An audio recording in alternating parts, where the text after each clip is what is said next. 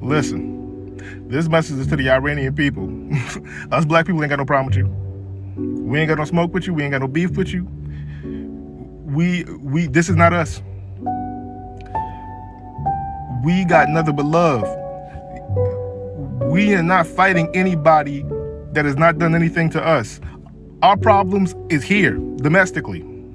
Our problems are with racist MAGA, majority racist white people trying to take history out of the schools, take books out of the schools, try to do revisionary history, try to take opportunities away, programs, even at the expense of themselves. They thought DEI represented black people and us getting jobs in an unfair way. They found out that the majority of people that was benefiting from that was white women, and they still keep thinking that it's DEI or DEI represents black people. They didn't hurt us, but they thought it was, and they thought that they could hurt us. You see how that works? They will cut their own arm off if they think that arm was a benefit to us in some type of way. Oh, this arm picked up an apple for this black man or woman or Hispanic to eat? Chop. Well, guess what? Yeah, you might not be picking us an apple or some vegetables or fruit or whatever, but you just lost your fucking arm, you doof. So it's like, this is what we have to deal with. We ain't got no problem with y'all. If they, luckily I'm too old to be drafted, and hopefully they don't do that shit. But if they did up the age to draft, I'm going to jail. I'm Muhammad Ali. I ain't got no problem with nobody overseas. None of y'all called me the N-word. I get that domestically. So I just wanted to put my 2 cents in to say, look, when y'all start retaliating or doing whatever y'all gonna do and fighting back, hey man, when you see us, understand it's all love. We ain't got no problem with y'all. Y'all can take that out right where it needs to be, but don't give us a warning. Let us know when we need to get out the way, because we not involved. Iran, we the citizens of the United States want to come out and say, we ain't got nothing to do with none of this. Come on, sip a little tea with Auntie. Let's talk about it. A lot of people, when I say a lot of people are taking this for a joke, what is going on, y'all, I don't take it for a joke at one bit. We the people of the United States, Iran, if this video reaches y'all, ain't got nothing to do with none of that. Please don't go messing with our power grids. Y'all can wipe out that credit card debt, because we the people of the United States would love to know what it's like to not have no credit card debt. And all of us need 800 credit scores. Y'all go ahead and do that part. We ain't mad at y'all not one bit. Y'all will affect the people who make the most money anyway. We won't be affected. We appreciate the debt being gone and 800 credit score, so we can buy up some stuff like they able to buy up some stuff, and we gonna take it there, y'all. But Iran, we ain't did nothing. You know, we ain't got no parts. Neither are our military. They just going by command. They being commanded to do certain things. They don't really want to do it. So leave us be. You know, don't mess with the citizens of the United States, because we ain't got nothing to do with that. When I say nothing, I mean nothing. We don't want no parts of it. We ain't for what that man is cooking up. We don't We don't support that man. We ain't even vote for that man. We ain't put him in there. Only some of them, the ones that put him in there. You ain't got to get them no 800 credit score or wipe out their credit card debt. Don't go look it up and see who voted for him or who didn't. Help the ones, you know, they ain't had no parts in it. That's it, that's all. Bye, y'all. Black Americans have made it clear, they've made it abundantly clear where they belong, where they stand in this ulabaloo with America and Iran. The truth of the matter is, Black Americans understood exactly what happened in 1977 when Iran government said Black Americans have gone through a lot, so we are not targeting them. They freed a lot of Black Americans because they felt like, no, we can't touch them. And of course, when this that is happening right now started. Black Americans do not forget. Black Americans don't forget exactly what you did to them. That's one of the gifts they have. And they are very, very appreciative. And of course, they've sent a letter out to Iran that they're not interested in what is happening. They are with Iran. Amazingly, they told Iran that this government said is going to bring peace to the world. And that was what they expect. But hey, what is happening right now was done by those people that look like him and that they're not part of it. They want peace. They want love to reign. And they said, it is not their fight. It is not for them to speak or antagonize, that they want peace. And if Iran is going to look for any other person, they should look for the people that made him to be in power. And they said, we're not part of this. And they send the letter back to Iran. Welcome to my channel. Thank you for tuning in, guys. So this is going to be very interesting. I have a couple of videos put together for you guys to watch. And when you're done watching, I want us to come back so that we can begin the actual conversation. The conversation is real. I mean, it is real. And credit belongs to the original creator of every content and stitches into this episode. And don't forget to subscribe, like, and share if you love this great content. I'll be right back. We hear, Imam, that today, perhaps today,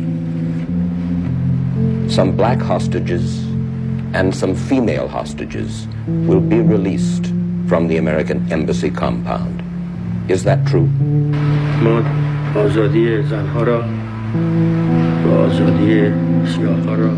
The freedom of the women and blacks will be given. Women are given great dignity in Islam, and the blacks have been oppressed in the United States. Great injustice was done unto them. They were under pressure in the United States. Thus they came here. We are doing this owing to the tenets of Islam. In return, we ask nothing for their freedom. We want the Shah. Carter must return him. The world's international law agree with this principle. Why did this war start with Iran? Did Israel drag the U.S. into it, or did President Trump make the decision and bring Israel along? Here's what he had to say about it today. Did Israel force your hand to launch these strikes against Iran? Did Netanyahu pull the United States into this war? No, I might have forced their hand. You see, we were having negotiations with these lunatics, and it was my opinion that they were going to attack first. They were going to attack. If we didn't do it, they were going to attack first. I felt strongly about that. And based on the way the negotiation was going, I think they were going to attack first. And I didn't want that to happen. So if anything, I might have forced Israel's hand. Okay, so that was clear. He said that he was the one who made the decision to attack Iran first because, in Trump's opinion, he thought Iran was getting ready to strike someone. Not sure who exactly he was referring to or what he was basing his opinion on, but he said then he pulled Israel into the war. But that's not the story that Trump's own Secretary of State gave lawmakers just yesterday when he had to justify to them why this started. There absolutely was an imminent threat, and the imminent threat was that we knew that if Iran was attacked, and we believed they would be attacked, that they would immediately come after us. And we were not going to sit there and absorb a blow before we responded, because the Department of War assessed that if we did that, if we waited for them to hit us first after they were attacked, and by someone else, Israel attacked them, they hit us first, and we waited for them to hit us, we would suffer more casualties and more deaths. And that explanation was then backed up by the Speaker of the House. Because Israel was determined to act with or without the U.S., our Commander-in-Chief and the administration and the officials I just named had a very difficult decision to make. And they determined, because of the exquisite intelligence that we had, that if Israel fired upon Iran and took action against Iran to take out the missiles, then they would have immediately retaliated against U.S. personnel and assets. So clearly, Trump's explanation completely contradicts the Speaker's and the Secretary's explanation. But why does it matter? Well, it matters because the reason why we're in this war with Iran is important. 6 U.S. service members have already been killed as a result, and more than a dozen others have been seriously injured. Trump said more American lives are going to be lost because of this military action, not to mention the thousands of Americans who are currently in the Middle East with no way to get home because the airspace is basically shut down because Iran is lashing out and hitting all of our allies in the region. The violence is spreading throughout the already volatile Middle East, and it matters because President Trump says this U.S. military campaign is going to keep going for another 4 to 5 more weeks or longer if necessary. And it matters because Trump has also not ruled out putting U.S. boots on the ground in Iran. And besides the why this is happening, the other question is, what's the point? President Trump has said he has clear objectives and goals for this military action, though they have shifted several times since it all started. Yesterday, he said he has 4 main objectives, and they are 1, to destroy Iran's missile capabilities, 2, to annihilate Iran's navy, 3, to prevent the country from obtaining a nuclear weapon, and 4, to stop Iran from arming, funding, and directing terrorist groups outside of their borders. But the reality is, none of that can really happen unless the Iranian regime changes too. But that's not guaranteed either, and many military and foreign policy experts say in the end, the leadership structure of Iran and the policies probably won't change because of this military campaign. Today, Trump said that would be the worst case scenario. I guess the worst case would be we do this and then somebody takes over who's as bad as the previous person, right? That could happen. We don't want that to happen. It would probably be the worst. You go through this and then in 5 years, you realize you put somebody in who was no better. So we'd like to see somebody in there that's going to bring it back for the people. For the record, President Trump also said that all of the Iranian leaders who the Trump administration had identified they would want to take over the country after the supreme leader were killed are also now dead. So he said his administration hasn't been able to identify anyone new who they think could take over the country and help the United States accomplish Trump's objectives without having to put U.S. boots on the ground. This man explains why Donald Trump decided to bomb Iran, and the reason will surprise you. Pay attention.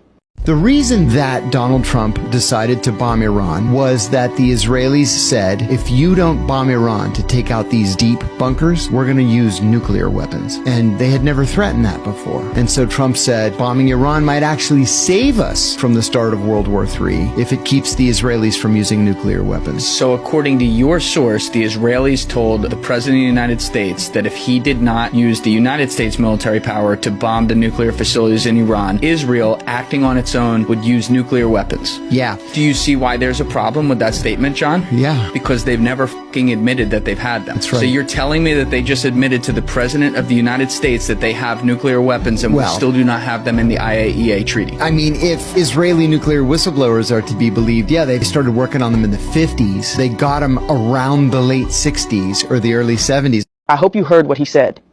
He explained that Donald Trump ordered the strike on Iran because Israel told him that if he did not act, Israel might pursue a nuclear weapon, which would be more risky.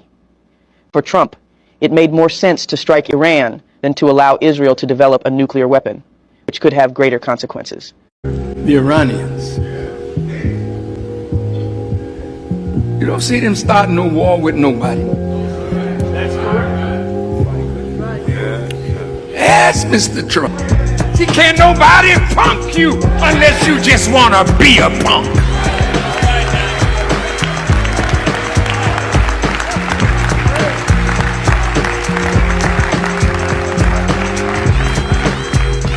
Don't you want to stand up like that? Yes. Don't you want to be a man like that? Yes. I ain't bowing down to nobody, but I'm on my way to the pinnacle of power in this white man's world.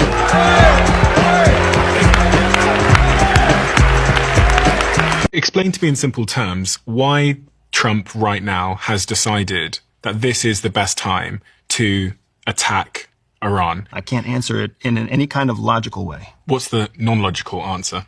It's a distraction. It's international pressure with Israel.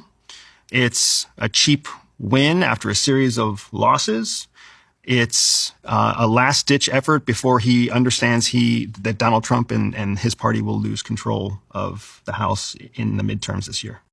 Yeah, that was the video of 1977 when the Iran leadership said, we have respect for women and we have respect for Black Americans because they've gone through a lot and we wouldn't like to, deal with them in a manner that is not good. We respect Black people, and this that is happening is not for them. We know who we are targeting, and that makes Black Americans so happy that, wow, so we are respected by this same leader. And right now, all over the social media, you can see that Black Americans are saying that we are for peace. If you want to go for anyone that has been against you, let it be those people that look like him. Don't come for us because we are not in support of this. And amazingly, you know what is amazing to me is the fact that Iran first sent a letter to Black Americans while all of this is happening. And now Black Americans are sending letters to them. They are saying that, please, we are not in support. We are for peace. We love peace. This is not what we stand for. This is not who we truly are. And of course, over the years, you guys have watched it. What happened? How Blacks were treated by Iran government. And Black Americans are saying that our hands are clean. Our motives are pure. We stand for peace. We love that your people be in peace as well. We love that everything goes fine for your country. When you are coming or going against anyone, just know that we are for peace. We are peacemaker. So don't come for us because we are not going to go against you. And what is amazing is the fact that countries and people all over the world are beginning to see the true light that the Black Americans are. The problem has never been Black Americans. Let me say it again. The problem has never been Black Americans. The propaganda has been existing, and leaders all over the world are beginning to see it just the way it is. You remember some times ago, even the president of the prime minister of Russia came out and said the Black people needs to be apologized to. Did you guys remember that? He said because a lot of things were done, a lot of hidden things were done, and it began to expose.